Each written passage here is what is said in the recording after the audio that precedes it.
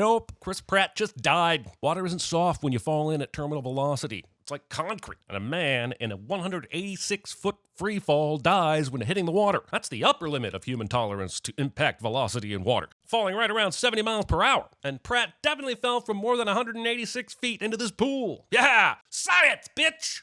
Future weapons are waterproof, and that's rad. But what's not rad is the fiery CGI background here. Bills are heating up in this final match of the World Cup. Soccer? It's Christmas time. Isn't there a basketball game you could be watching instead? We found someone else.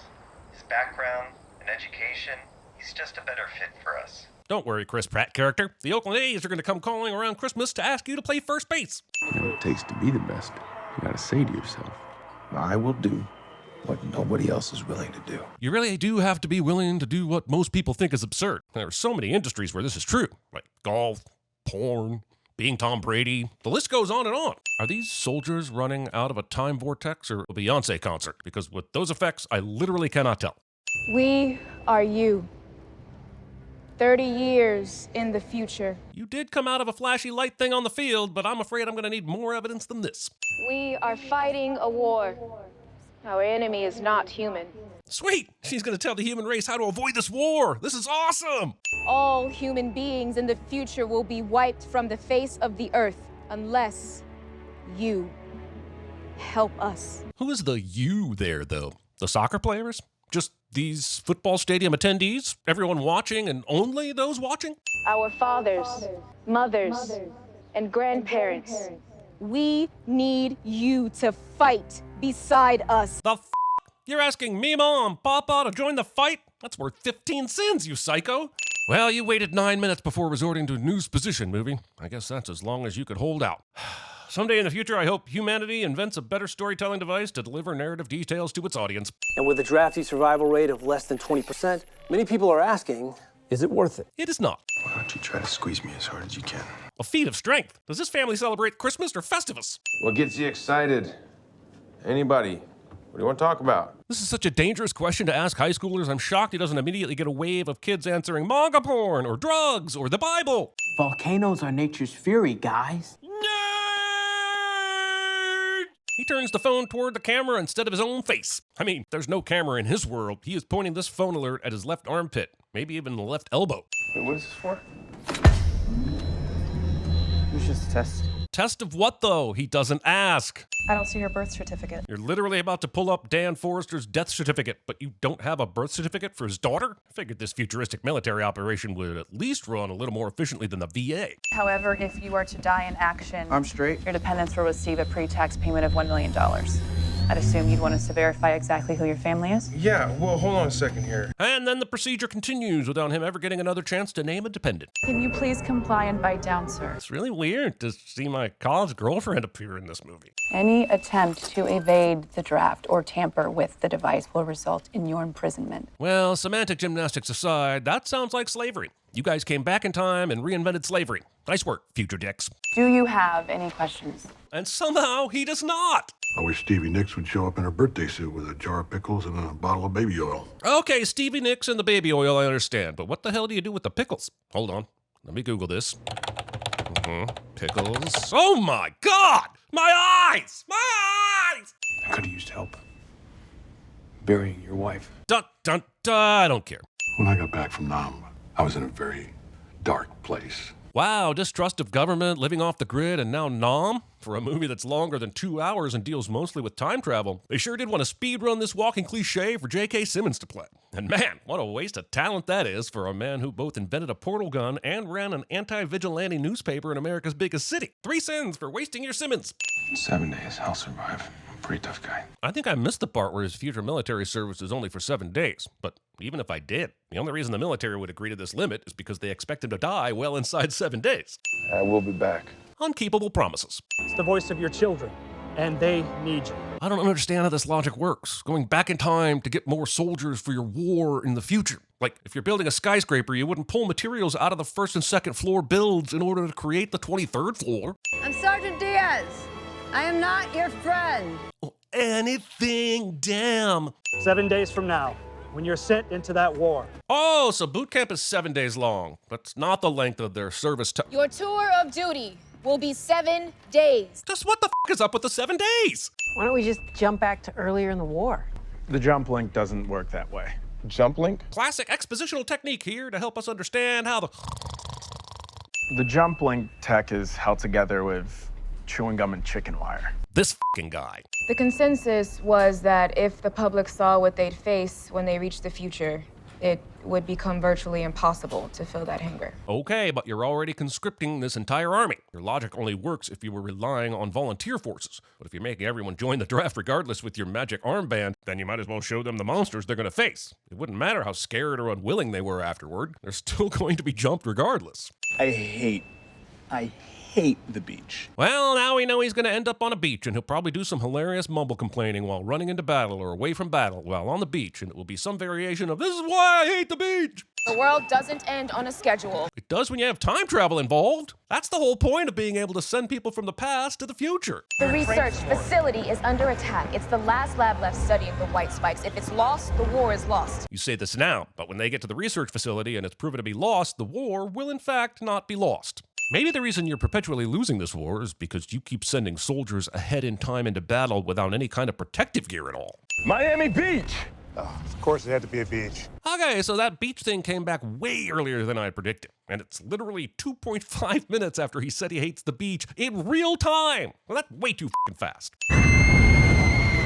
And we're back to this goddamn swimming pool. Awesome. I'm just glad Will Smith isn't alive to see this. You don't know that, though. We only traveled 30 years into the future, and Will Smith would only be in his 80s at that point. He's already survived a robot apocalypse and a zombie apocalypse, and several alien apocalypses. Also, I'm just not sure that constant comedy relief guy is necessary in this story. I feel differently if he were actually funny. My research team is stranded in a lab by your location. This is a goddamn video game mission. Our destination is this research facility. How does Dan know which direction the research facility is in? He just got to future Miami, has no map, and only has vague instructions from the radio, yet he's clearly pointing in a direction. Did he guess? Or did he look at the script? Wait, red shirt guy who is on his third tour is part of this group and is somehow not the leader? The leader is Dan? This guy's carrying a shotgun for a reason, people, and it's because he has experience in this future battlefield. But also, this movie turned into Battle Los Angeles in a hurry. You should know the white spikes can smell blood from a mile away. The slow rolling of information about the aliens is maddening.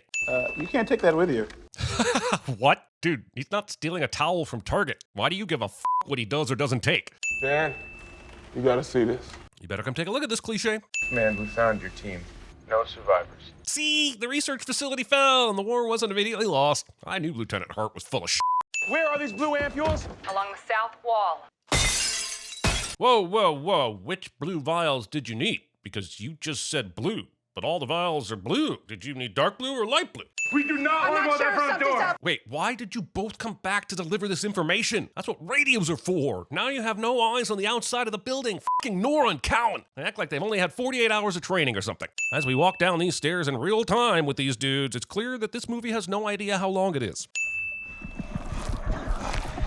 Shining your flashlight directly at the monsters so they know where you are. Me watching this movie. Next are the bellies. It's the only lethal part on that body. They were told this in their training. Why did they forget that and waste so many bullets?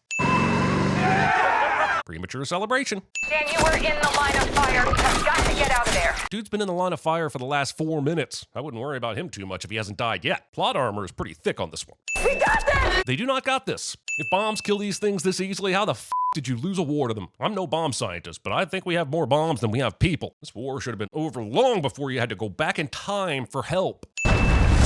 Dan and company survived this. The only person looking at this bracelet is Dan, right? So why bother putting his name on the display? Are you worried he's going to forget it if his Pip-Boy knockoff doesn't constantly remind him? Is he sitting on a coffin? Because I think he's sitting on a coffin. I'll be dead in 6 months. Cancer. How the f did we invent time travel before a cure for cancer? The mRNA vaccines we have today are getting closer, right? But we ain't even started on time travel tech that I'm allowed to talk about, at least. Here's a scene where we learn that his direct commanding officer is his daughter, and it's a fair bit beyond unbelievable, but whatever. Also, it's wild. We got this movie and The Atom Project within 8 months of each other, because it feels like they both started with the same conversation and just took it in completely opposite directions. Where are you people from? Same place that you're from? She wastes all this time dancing around the fact that she's his daughter, when that could have been sorted in 5 seconds. This is why your movie is over 2 hours long. Well, that and the unnecessary third act, but we'll get there. We'll get there. Yeah, I have a PhD in biotechnology with an emphasis in genomics and immunology. This is fun! We are literally living on borrowed time. No, you're still figuratively doing it, unless you sent an emissary to the White Spikes and borrowed some sugar in a week of time. I didn't in any way bring you here because I wanted to spend time with my father. I brought you here for a reason. Well, what's the reason? I'll tell you when you need to know. If you're not going to bother telling him the reason now, why bring up that reason at all? You didn't have to say anything at all. I thought you were a scientist, Murray. What happened? Like, what happened for you two to be able to hear each other clearly right now in an open-sided helicopter, even though you're barely above a whisper? Shoot her! Shoot her! You're staying in the helo. Then why did you bring him? I'm no White Spike scientist, but would I be out of line in suggesting maybe you go with a larger cage? Something you don't have to squeeze her into? The movie keeps showing way too many of these aliens moving way too quickly, and then it just continues to let the heroes scamper to a vehicle or a bigger gun, or they get saved by a swooping crashing helicopter, or a luck dragon appears. And I don't know why they just didn't animate fewer aliens, because then these battles would be more realistic, and they'd have saved a bunch of money. This movie is basically Edge of Starship Tomorrow Troopers at Jurassic World and Furious. They pan up from her firing at aliens, and then cut to the Humvee driving onto the beach being completely free and clear of all aliens. And then you were gone. That's kind of what death means.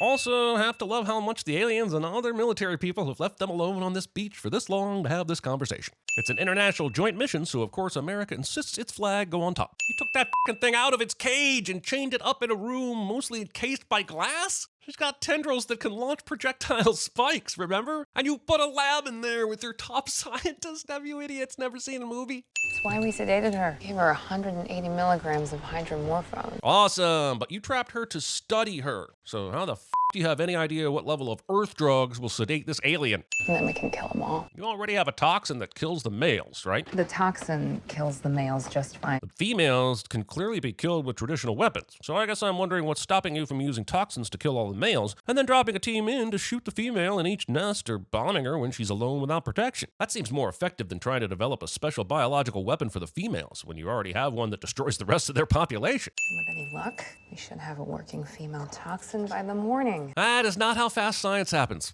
This movie saw Tony Stark invent time travel in a single night and said, hold my neurotoxin. But also, pretty sure a couple female toxins already exist. Have you tried sending male soldiers into the nest to give long-form explanations about how great the Godfather is? If that doesn't work, arm them with guitars and have them play Matchbox 20 songs while staring at the female uncomfortably for long periods of time. 37%. Bonus. That's not a toxin. You just synthesized George Lazenby. But it is a great start. It's a start. I'll give you that. Movie hilariously tries to make chemistry exciting. It's just kind of a one-person job anyway. Scanning and evaluating dozens of data samples from the only female white spike ever captured is a one-person job? This movie cannot make up its mind. Is it a futuristic sci-fi thriller? Kind of. Is it an action movie? Kind of. Is it an emotional time travel father-daughter story? Kind of. If this toxin works, I need you to take it back. Why him?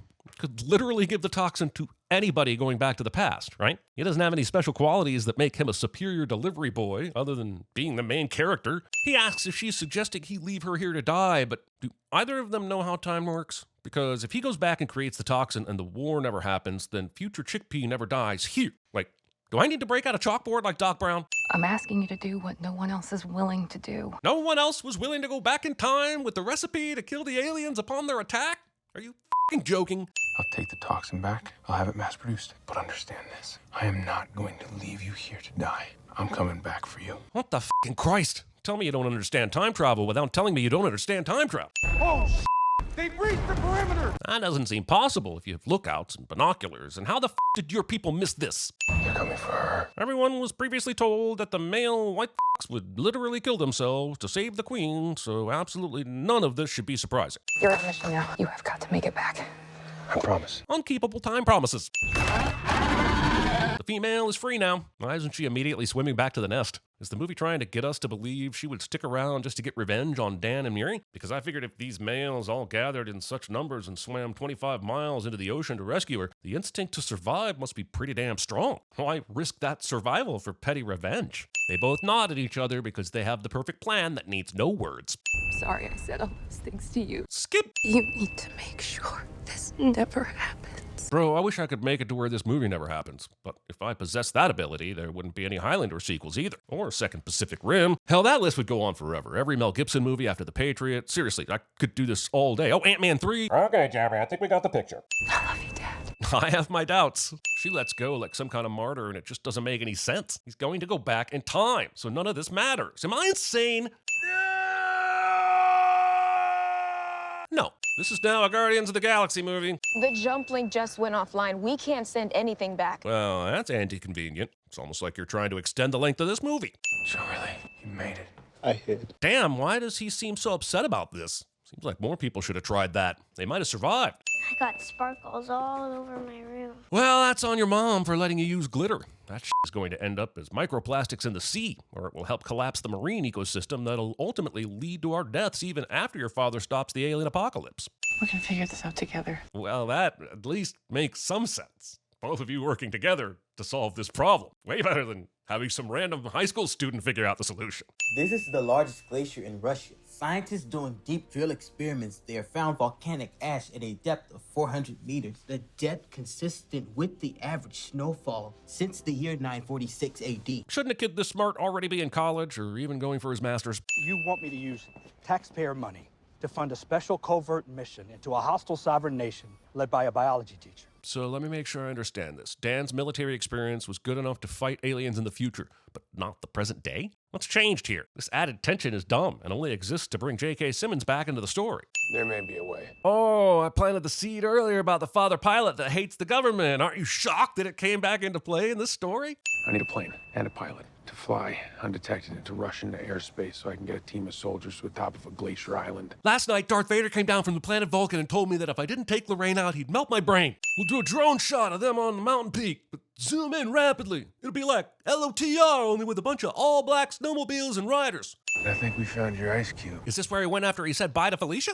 So you're telling me all this is melting in 30 years? Well, I mean, you had decades to reduce and eliminate your reliance on fossil fuels and prevent this, so kind of on you and yours, dude. Man, between the X-Files movie and Alien vs. Predator, we've really gotten some good mileage out of the aliens buried in the ice plot thread. And that sounds close enough to a cliche for my taste.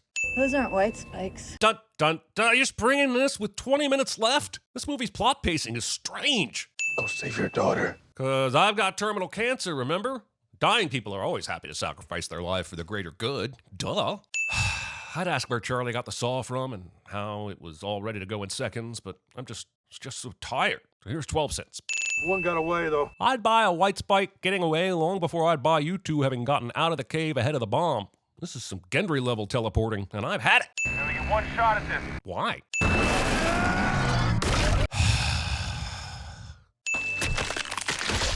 Let me get this straight. I spent the last 2 hours watching Dan travel to the future and fight aliens to make a magic toxin that would solve all their problems, and all the white spike had to do to avoid it was tear a limb off? It kind of makes me angry. I'm sorry, son. How many people in this movie are going to sacrifice themselves to save Dan? And even though it doesn't work this time, it's still an alarmingly high number. Sure was nice of Quicksilver to lend his powers to Star-Lord so he could catch up with the alien that we've seen outrun Hummers. Rocky! Rocky! Rocky! Damn it, Charlie. They were having a moment. How were you unavailable for the battle but able to walk up the rest of this peak to make this comedic entrance? Remember how they flew a plane here illegally and are in Russia right now? Because the movie doesn't, as we just cut straight back to American suburbs. Hey, Chickpea, I'd like you to meet your grandpa. F*** off. He didn't earn this character moment in the slightest. All he did was fly you illegally into Russia and help you kill the aliens. That does not absolve him for walking away when you were, oh, what the f*** do I care? Let's just end this thing. Because my best future, it turns out, was always right in front of me. That doesn't even make sense. Whoever wrote this episode should die! I want to be the best. Yeah? Like you are at science. He's gonna be a scientist. You are our last hope. You are our last hope. You want to talk about something else? Let's talk about something else. Now you want to get nuts? Come on, let's get nuts. I wish Stevie Nicks would show up in her birthday suit with a jar of pickles and a bottle of baby oil. Good luck. You think I'm gonna get out of the draft if I give the government you? Oh, I suppose you think you're bombable. Pretty tough guy. Just today you were crying about snakes. I'm Sergeant Diaz. I am not your friend. You're not your f***ing khakis. You were the all-singing, all-dancing crap of the world.